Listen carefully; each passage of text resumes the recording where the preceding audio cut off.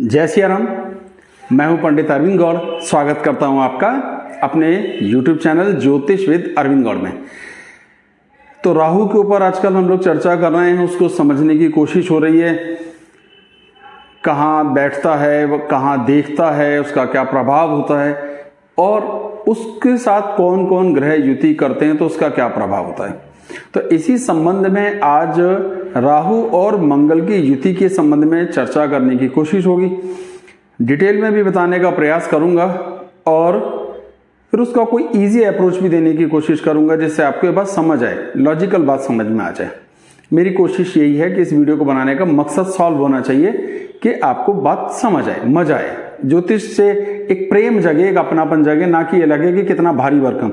तो सिर्फ मैंने कहा आपने माना की बजाय होना चाहिए कि आप समझ जाएं कि क्यों मानना चाहिए। तो सर्वप्रथम गुरुदेव के चरणों में प्रणाम करता हूं, जिनके आशीर्वाद से जो कुछ सीख सका मैं आपके साथ बांटूंगा। राहु और मंगल जब युति करेंगे तो पहले समझते हैं राहु क्या होता है, मंगल क्या होता है। छोटा छोटा सी बातें, उसी हिसाब से उसका प्रभाव होगा। तो मंगल जो है पराक्रम का कंट्रोलर है और राहु सोचने का, कल्पना का। मंगल अग्नि तत्व का है और राहु वायु तत्व का। मंगल लाल ग्रह है, राहु काला ग्रह है।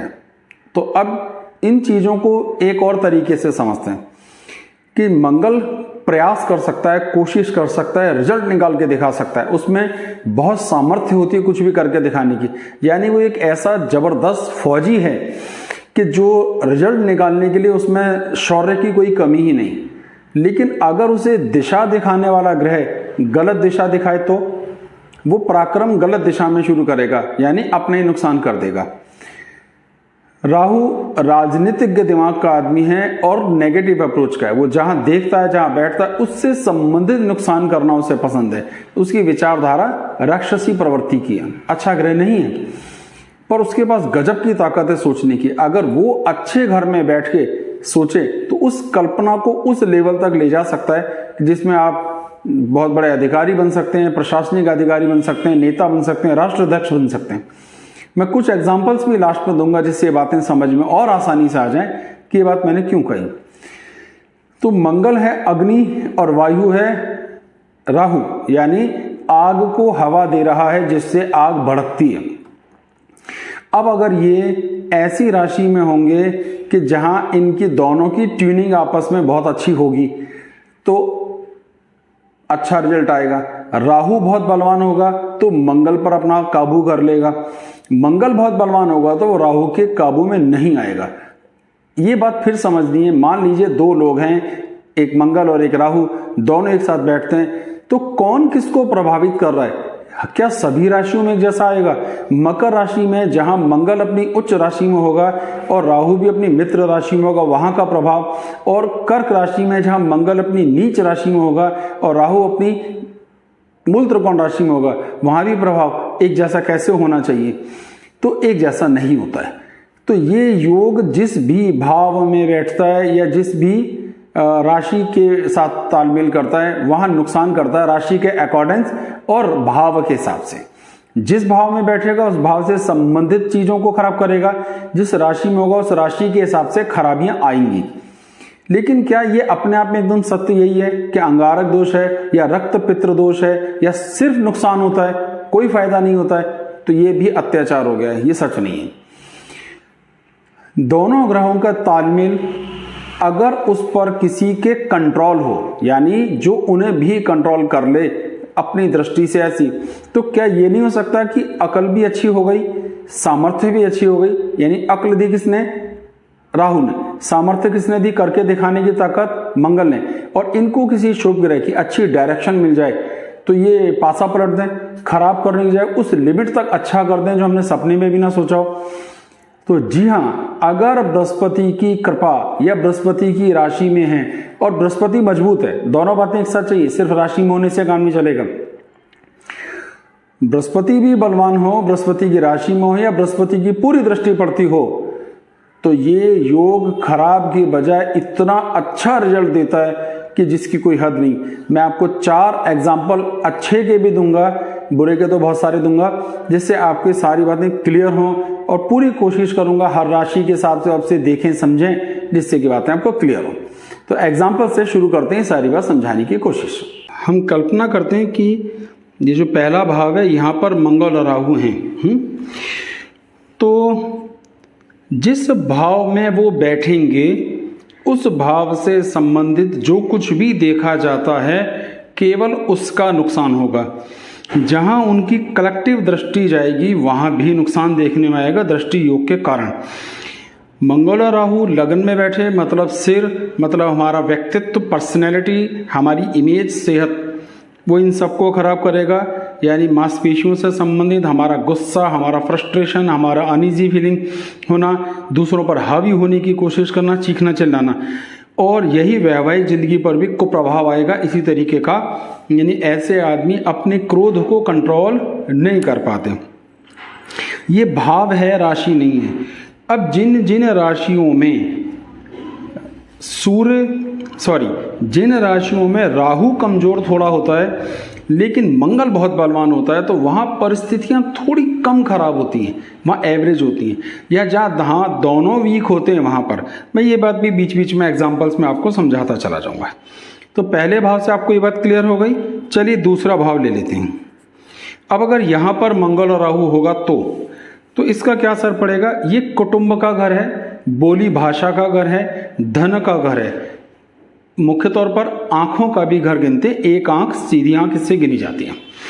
तो आंखों से संबंधित, गले से संबंधित, भाषा से संबंधित, कुटुंब से तालमेल को लेकर के दिक्कतें, पूरा कमर वाला पोर्शन, यूरिन से संबंधित समस्याएं, थायराइड जैसी समस्याएं, गले की समस्याएं, डिस्क प्रॉब्लम, क्योंकि यहाँ से पूरी दृष्टि यहाँ आएगी। अगर आप यहाँ पे मंगल राहु रखोगे तो उसकी दृष्टि इस घर पर पड़ेगी, तो ये भी एक अच्छा योग नहीं बनेगा, इसका भी पूरा नुकसान देखने में आएगा। अब अगर तीसरे घर में, तो ध्यान दीजिए तीसरा और ये छठा और ये 11वां, ये जो 3 भाव हैं यहाँ पर पापी ग्रह उतना बुरा प्रभाव नहीं करते जितना कि हमें लगता है। यानी इन 3 भावों में, तीसरे, छठे और 11वें भाव में पापी ग्रहों का प्रभाव कम खराब होता है। अब यहाँ पर जब मंगल और राहु एक साथ होगा तो वो परिस्थितियों को ज़्यादा अच्छा बनाएगा। यानी आपकी भाइयों से थोड़ी सी बिगड़ सकती है, लेकिन ऑन दी होल आपको आपकी मेहनत, आपके जोश और इस सब चीज़ों का फायदा ही कुछ ना कुछ देखने में आएगा। तो ऐसा नहीं है कि योग जहाँ मर्जी बैठाइए नुकसान होगा। हाँ, नुकसान तो होगा। दृष्टियाँ आएंगी भाग्य के स्थान पर, तो भाग्य को लेकर थोड़ा तनाव देखने में आएगा, पिता से तालमेल को लेकर दिक्कत देखने में आएगा, धर्म के प्रति थोड़ी सी समस्याएं देखने में आएंगी, और अपनी संतान से संतान, पंचम से पंचम भाव पे दृष्टि के कारण अपने पौत्र पौत्रियों के सुख में भी कुछ कमी देखने में आ सकती। तो लेकिन फिर भी कंपैरेटिवली उतना खराब नहीं होता है। अब बात करते हैं चौथे घर में। अब अगर चौथे घर में ये होगा तो क्या होगा? देखिए, आप इसको ऐसे समझें, मैं एक एग्जाम्पल में आपको कुंडली भी दिखाता जाता हूँ और पहले बात भी बताऊंगा। ये कुंडली हमारे भूतपूर्व राष्ट्रपति नीलम संजीवा रेड्डी जी की है और इनके चौथे घर में ये योग बनता है। तो चौथा घर क्या है? माँ, हमारी जो है सुख, मकान, वाहन, आनंद, हायर एजुकेशन, ये सब चीज़ों को हमने देखना है। एक तरफ तो ये बहुत खराब दिखाई देता है और इसकी पूरी दृष्टि 10वें भाव पर पड़ती है। लेकिन अगर आप एक कमाल की चीज देखेंगे तो वो ये है कि इनकी कुंडली में ये मीन राशि में है। यहाँ पर चौथे भाव में है मीन राशि। मीन राशि का अर्थ क्या हुआ कि ये, और बृहस्पति भी स्वग्रही है, लगन में राजयोग बना रहे हैं, हंस महायोग। तो इनके केस में ये नुकसान की बात आई ही नहीं, बल्कि ये बड़े फायदे की बात रही और इसमें कोई शक नहीं है। हम सब जानते हैं कि ये देश के राष्ट्रपति बने।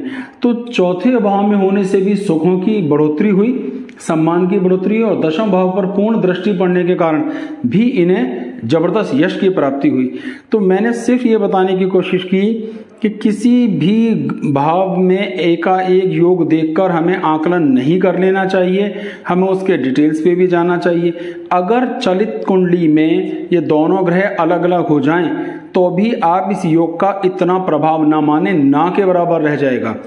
ठीक है, ये एग्जाम्पल में आपने देख लिया होगा, ये बात समझ ली होगी। ओके, अगर पांचवें घर में है तो क्या स्थिति होती है? देखिए, पांचवा घर हमारा पाचन यानी हमारा डाइजेशन है, समझो लीवर है, पेट है, हमारी एजुकेशन है, संतान है और सही मौके पे सही फैसले लेने की सामर्थ्य, बुद्धि। अब अगर यहाँ स्थिति होगी और ये दोनों एक साथ बैठेंगे तो ये संतान को कष्ट देंगे, सामर्थ्य को, हमारी ये जो एग्जीक्यूटिव डिसीजंस हैं वो गलत होंगे। ये सब समस्याएं देखने में। अच्छा, मैं एक कुंडली दिखा रहा हूँ, ध्यान दीजिए कि यहाँ पर इसी भाव में बाई चांस सिंह राशि में, यानी पांचवा भाव और पांचवी राशि बाई चांस ये मंगल राहु का योग है और बृहस्पति की दूर दूर तक कोई कृपा यहाँ प्राप्त नहीं हुई। केवल 10वीं तक की एजुकेशन करके इन्होंने आगे कुछ कोर्स किए, फिर ये मिस्त्री का काम करते रहे, इन्हें कोई संतान पैदा नहीं हुई और लीवर के फेल होने के कारण, लीवर खराब हो जाने के कारण इनकी मृत्यु हुई। तो आपने देखा कि इस भाव में बैठ के उसने पांचवें घर से संबंधित हर मुद्दे को खराब करके दिखाया। ये हुई खराब की स्थिति। कुंडली में ध्यान से देखिए, बृहस्पति की कहीं से भी कोई कृपा नहीं आ रही है। छठा घर में बात क्यों करते हैं? अब छठा घर क्या है? आमतौर पर पापी ग्रह यहाँ शुभ फल देने वाले होते हैं, लेकिन उसका 12वें घर पे पूर्ण दृष्टि आएगी। इस बात पे ध्यान दीजिए, 12वें घर पे दृष्टि आएगी। 12वां घर हमारे मोक्ष का भी है, हमारे शैया सुख का भी है, इनका। तो यहाँ जितने पापी ग्रह होंगे वो शत्रुओं पर तो विजय प्राप्त करवाएंगे, लेकिन कहीं ना कहीं वैवाहिक जिंदगी में भी तनाव दे सकते हैं। अच्छा, ये तो हुआ छठा घर यानी शत्रु और बीमारियों पे विजय। अब इस कुंडली में ध्यान दीजिए, जो मैं एग्जाम्पल में दिखा रहा हूँ, छठे घर में ही मंगल और राहु दोनों एक साथ हैं और कहीं से भी बृहस्पति की कृपा प्राप्त नहीं हो रही। तो हुआ ये कि इनका ये विधवा हो गई, ये महिला की कुंडली है, पति की मृत्यु हो गई। इन्होंने मेहनत की, प्रयास किया और बाद में उस मेहनत प्रयास से स्वयं के लिए सरकारी नौकरी हासिल की, पढ़ाई की, नौकरी की और शत्रुओं पर विजय प्राप्त की और लोकल इलेक्शंस भी इन्होंने छोटे छोटे जीते, जिसमें एमएलए का इलेक्शन नहीं है, मतलब जिसे काउंसलर और इस तरीके की जो छोटी छोटी पोस्ट होती हैं लोकल लेवल पर, उन्हें भी जीता। तो एक महिला के लिए अपने आप को इतना मजबूत करना वैधव्य के बाद ये कैसे हो सका योग? लेकिन इसका कुप्रभाव किस घर पे आया? इस भाव पे। मुझे उम्मीद है ये बात आपको क्लियर हो गई होगी। अच्छा, और एग्जाम्पल लेते हैं। अगर 7वें भाव में बनेगा तो क्या होगा? बड़ा सहज सी बात है कि जो लगन से असर आ रहा था देखने में वही 7वीं से आएगा, यानी वैवाहिक जिंदगी में तनाव, खींचतान, प्रेशर, तलाक हो जाना, बात नहीं बनना या वैधव्य योग भी हो सकता है और इसका असर हमारे लगन पर भी आएगा, यानी हमारा नेचर, हमारा व्यक्तित्व, पर्सनैलिटी सब डिस्टर्ब होंगे। तो जो लगभग लगन से था 19-20 कम ज्यादा करके ऐसे यहाँ से, बल्कि पत्नी बहुत ज्यादा कठोर स्वभाव की मिलने का ही योग है, क्योंकि अब वो पत्नी के घर से बन रहा है। अब बात करते हैं 8वें घर से। 8वां घर में एक खास बात यह है कि ये हमारे कमर वाले पोर्शन को बिलोंग करता है कुछ हद तक। जमा पूंजी, हम जो सेविंग्स करते हैं, विदेश यात्राएं करते हैं, गड़ा धन हमें प्राप्त होता है, इस तरीके की चीज़ों की हम इसमें से बात करते हैं। तो यहाँ पर जब ये स्थिति आती है तो ये कहीं ना कहीं हमारे कमर से संबंधित, हमारे जननांगों से संबंधित, हमारी कुटुंब के साथ तालमेल से, क्योंकि दृष्टि योग पड़ रहा है, से संबंधित तनावों को देता है। तो इस तरीके की समस्याएं ये देगा ही देगा।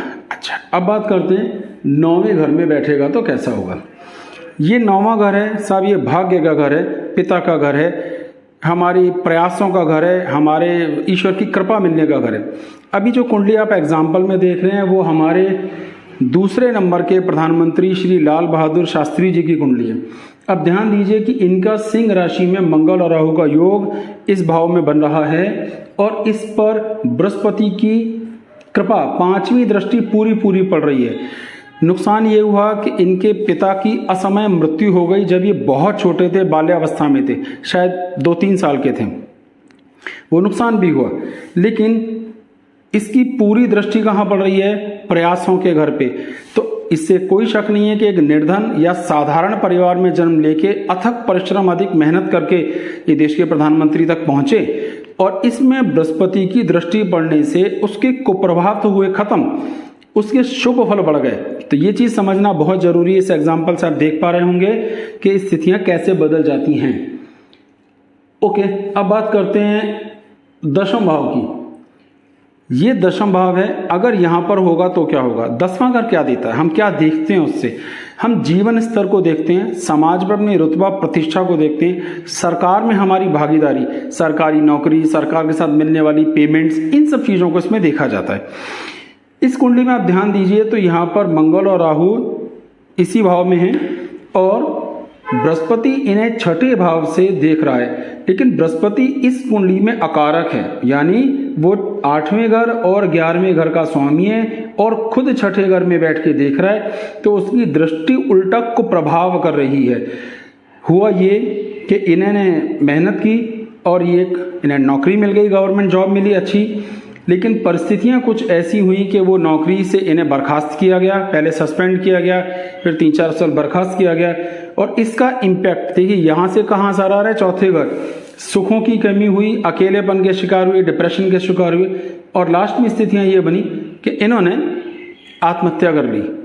तो ये कुंडली है, आपको ये समझ आया कि अगर शुभ भाव न मिले तो क्या दिक्कतें देखने में आ जाती हैं। ओके, आगे बढ़ते हैं। अब आ जाता है हमारा 11वां भाव। 11वें भाव में तो वैसे ही शुभ योग बनता है, यानी ये योग बनेगा तो ज़्यादा खराब स्थिति नहीं आती। बहुत से एग्जाम्पल पॉसिबल हो सकते हैं। मैं ब्रिटेन की महारानी विक्टोरिया का एग्जाम्पल देता हूँ। आप कुंडली में ध्यान से देखें तो मीन राशि में 11वें भाव में, मीन राशि में 11वें भाव में मंगल और राहु की युति है। अब क्योंकि जो बृहस्पति की राशि है और बृहस्पति यहाँ पर नीच राशि में नहीं है, नीच में दिख रहा है पर 4 डिग्री से आगे है, इसलिए एग्जैक्टली नीच में नहीं है। प्लस इसे स्थान परिवर्तन योग भी कहते हैं। शनि और गुरु ने स्थान परिवर्तन योग बनाया, जो कि ये भी एक शुभ योग हुआ, इसे भी हम अच्छा योग काउंट करते हैं। तो इसमें कोई शक नहीं है कि 11वें गांव में बनी और फिर इनका नाम पूरे वर्ल्ड में कौन नहीं जानता। इतना यश सम्मान पोजीशन हासिल कैसे हुई, क्योंकि ये योग फेवरेबल हुआ, इसने अपनी अथाह ऊर्जा का सही इस्तेमाल किया। ठीक है, और आगे बढ़ जाते हैं। अब आ जाता है हमारा लिए 12वां घर। 12वें घर में जो स्थितियां हैं वो हमारी कोर्ट कचहरी, संघर्ष, मेहनत, अत्यधिक भागदौड़, खर्च ज़्यादा होना, तो कुल मिलाकर इन चीज़ों को दिखाती हैं, हमारे व्यय को दिखाती हैं, हमारे खर्च को दिखाती हैं, हमारी समस्याओं को दिखाती हैं। यहाँ पर शेख मुजीब जो बांग्लादेश के राष्ट्रपति भी थे की कुंडली पे आप ध्यान दें तो उनके 12वें घर में ये बनता है। इस पर कहीं से कोई शुभ दृष्टि नहीं है, लेकिन क्योंकि वो 12वें घर में, तो इससे कोई छुपी हुई बात नहीं है कि उन्होंने कितना संघर्ष किया था और पूरा फिर वो बाद में नायक बन के भी उभरे। तो इतनी तमाम चीज़ें, ये संघर्ष इन्हें देखने को मिला, ये सब भागदौड़ इन्हें करनी पड़ी क्योंकि 12वें घर में, लेकिन एट लास्ट शत्रुओं पर विजय प्राप्त करी क्योंकि उसकी छठे भाव पर पूरी दृष्टि आ रही और जीत हासिल करके फिर ये सफल हुए और देश के राष्ट्रपति बने। तो यहाँ पर वो राशियों की थोड़ी थोड़ी चर्चा कर लेते हैं कि जिसमें होने पर ही थोड़ा कम प्रभाव देगा। इसको बहुत ध्यान से समझना है कि कम प्रभाव कहाँ पर दे रहा है। ये कम प्रभाव देगा वृषभ राशि में, मिथुन राशि में ये थोड़ा कम प्रभाव देगा, कर्क में भी थोड़ा सा कम प्रभाव देगा, कन्या में भी। तो अर्थ ये है कि इसके इफेक्ट को कम करने के लिए जरूरी ये है कि राहु की स्थिति थोड़ी वीक हो, मंगल की स्थिति बलवान हो। यानी एक मैं दोबारा से सारी बात रिपीट कर देता हूँ, मेष राशि में मंगल मजबूत होंगे और मेष राशि में राहु कमजोर होंगे क्योंकि वो अपनी शत्रु राशि में रहेंगे। तो यहाँ पर अगर जरा सी भी शुभ योग मिला तो बहुत अच्छा फल आएगा। वृषभ के अंदर अगर हम बात करते हैं तो यहाँ पर राहु बहुत मजबूत होते हैं, तो यहाँ शुभ फल प्राप्त नहीं होगा। इसी तरीके से मिथुन, और ये सभी मैंने लिख दिए, यानी जिनको मैंने रेड सर्किल करके दिखा रहा हूँ वो शुभ हैं और जिन्हें मैंने ब्लू सर्किल करके दिखाया है वो खराब हैं। तो आप इन राशियों पर भी ध्यान दे सकते हो कि इन राशियों में इसका इम्पैक्ट कुछ इस तरीके का आएगा।